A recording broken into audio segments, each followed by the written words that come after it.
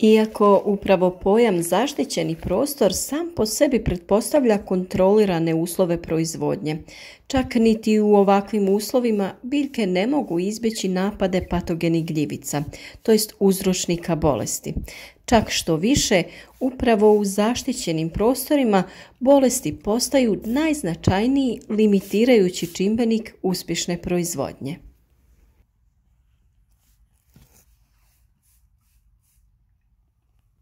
Najznačajnija bolest zaštićenih prostora svakako je polijeganje rasada.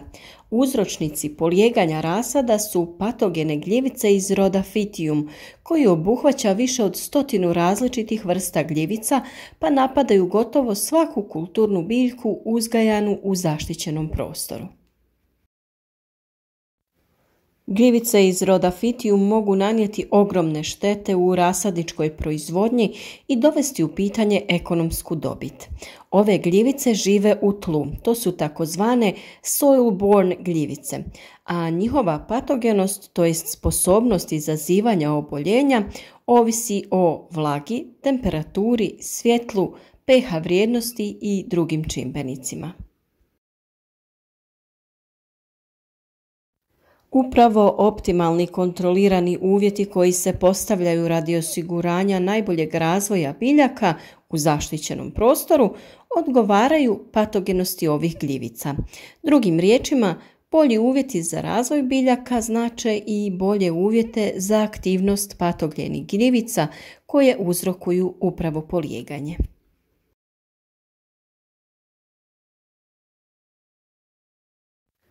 Štete koje izazivaju su sve veće u zatvorenom prostoru gdje su mikroklimatski uvjeti idealni za njihov razvoj.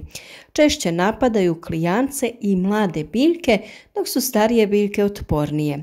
Inficiraju biljke od početka klijanja izazivajući polijeganje rasada, koje je zvano još i topljenje rasada. Parazitiraju veliki broj biljaka, a posebno su osjetljive povrće poput krastavca, paprike, paradajza, cvijeća i šećerne repe. Neke vrste mogu izazvati i propadanje klijanaca voćaka.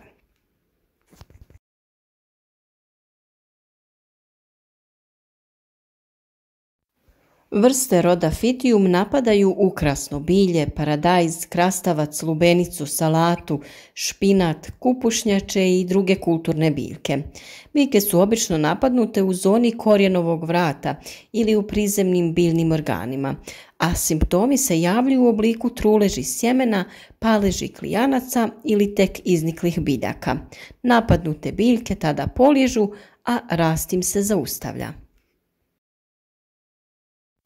Pošto su ove gljivice stalno prisutne u tlu, često se susrećemo sa oboljelim biljkama. Manifestiranje simptoma ovisi o starosti zaražene biljke i uvjeta. Već i sjeme može biti inficirano, ono nikada ne proklija i raspadne se u zemljištu. U našim uvjetima najviše su osjetljive mlade biljke od početka klijanja pa do pojave 2-3 lista. Simptomi se javljaju na prizemnom dijelu stabla u obliku vodenastih pjega.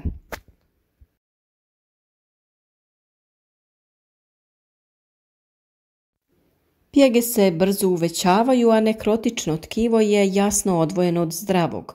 Oboljeli dio dobiva smeđu boju i postaje sasušen.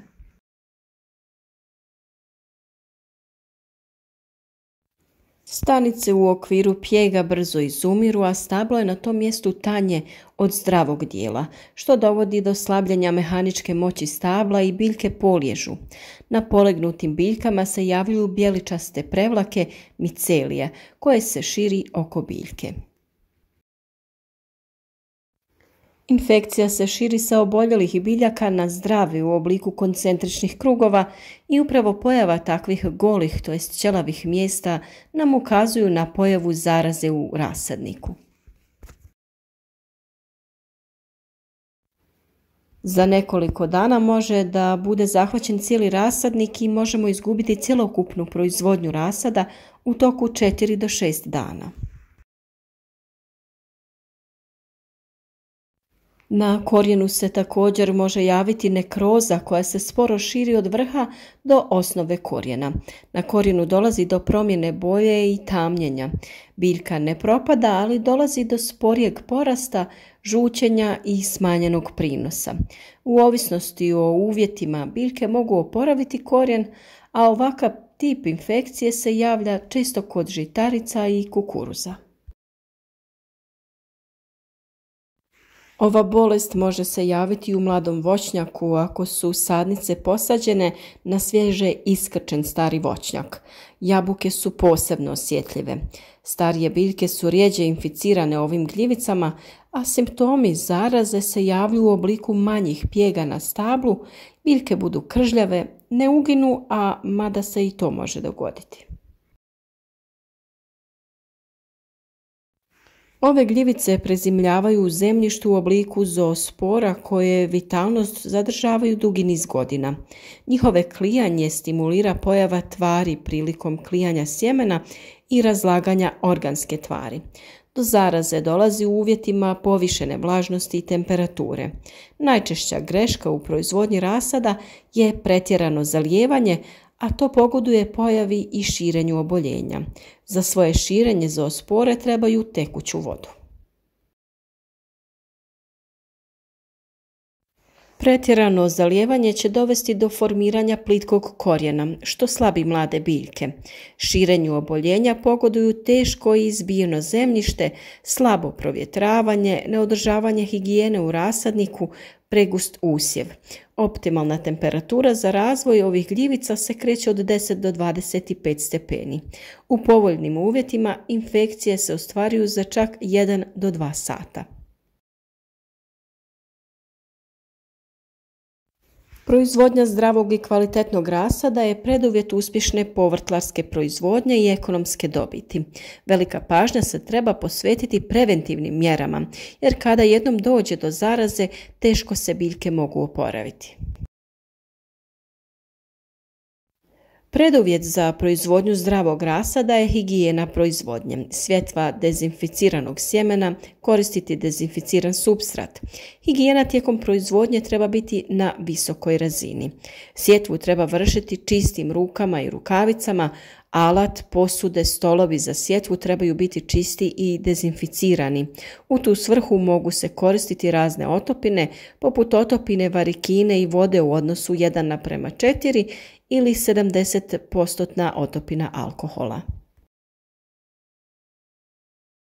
Potrebno je obratiti pažnju na osvjetljenost i količinu zalijevanja, po potrebi izvršiti zasušivanje biljaka, redovno provjetravati i osigurati optimalan sklop biljaka u rasadniku i pravilno gnojenje, posebno dušičnim gnojivima, izbjegavati preduboku sjetvu sjemena. Ukoliko se bolest pojavi u rasadniku, potrebno je ukloniti zaražene biljke i biljke oko njih jer bi mogle biti inficirane. Potrebno je izvršiti dezinfekciju tog mjesta. Za zaštitu biljaka od oboljenja polijeganja rasada koriste se različiti preparati. Rasadi se tretiraju neposredno nakon sadnje ili nakon pikiranja i presađivanja. Nakon kvalitetne pripreme biljke je potrebno zaštititi prikladnim fungicidima, to je zalijevanje fungicidima ili potapanje lukovica, a svakako se preporuča koristiti fungicide šireg spektra djelovanja kao što je Proplant SL. Ovo je sistematični fungicid pa ga biljke provode od korijena do novo izraslih biljnih dijelova. Preporuka korištenje upravo pripravka Proplant SL ne proizlazi samo iz činjenice da se radi o najučinkovitijem pripravku za suzbijanje polijeganja rasada, nego i zbog širine spektra njegovog djelovanja. Osim što se koristi na izrazito velikom broju kultura koje se uzgajaju u zaštićenom prostoru, Proplant suzbija i ostale značajne bolesti zaštićenih prostora kao što je plamenjača, krastavca, dinja, lubenica, tikvica, paprike, paradajza, salate, gerbera i drugih biljaka. Kod svih bolesti u klijalištima izuzetno je važno suzbijati ih preventivno, odnosno ne dozvoliti da se pojave. A upravo je ovaj pripravak najbolje preventivno rješenje u borbi protiv bolesti zaštićenih prostora. S obzirom da različiti fungicidni pripravci djeluju na različite uzročnike polijeganja rasada, dobro ih je kombinirati. Zbog toga se preporuča pripravku Proplant SL dodati jedan od pripravaka na osnovi kaptana, kao što je Merpan 80. Kombinacija tih dvaju fungicida pruža vrhunsku i kompletnu zaštitu biljaka u najosjetljivijim fazama razvoja. Nakon 6 do 8 dana tretiranje treba ponoviti istim preparatima u istoj koncentraciji, a nakon toga tretiranje više nije potrebno jer biljke prerastu kritičnu fazu i nisu osjetljive na napad uzročnika polijeganja. Još jedno efikasno sredstvo je Previcur Energy koji osigurava preventivnu i sistematičnu zaštitu od bolesti polijeganja i rane plamenjoče.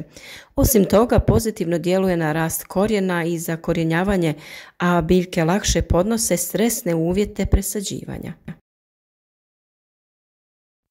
Njegova primjena se preporučuje odmah nakon sjetve, a drugo zalijevanje nakon 2 sedmice kada biljke imaju 10 cm visine ili neposredno nakon pikiranja. Protiv bolesti polijeganja zalijevamo biljke i zemlju oko biljke. Na 10 litara vode dodajemo 2,5 ml sredstva. Prilikom zalijevanja vodite računa da zemlja bude umjereno vlažna, nikako suha ili prevlažna. Po presadnici je potrebno utrošiti 200 ml otopine za zalijevanje. Previcur Energy se također folijarno koristi protiv plamenjače paprike i salate. Jednostavan je i siguran za primjenu te osigurava zaštitu od svih najvažnijih bolesti mladog rasada.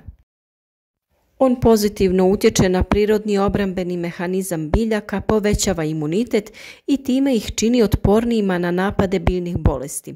Stimulira razvoj korijenovog sustava, rast, razvoj i produkciju biljke. Omogućuje profitabilniju proizvodnju presadnica, to jest osigurava veći broj zdravijih biljaka za presađivanje. Presadnice lakše podnose stresne situacije i lakše i brže se ukorjenjavaju. Vrlo je bitno da upotrebljavate sredstva za zaštitu bilja sigurno i u pravom omjeru, te u pravo vrijeme.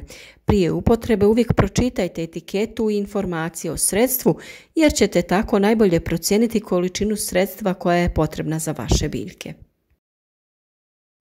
Pojava polijeganja rasada se svakako može izbjeći, zato ova sredstva koristite preventivno. Očuvajte vaš rasad i izbjegnite gubitke u proizvodnji.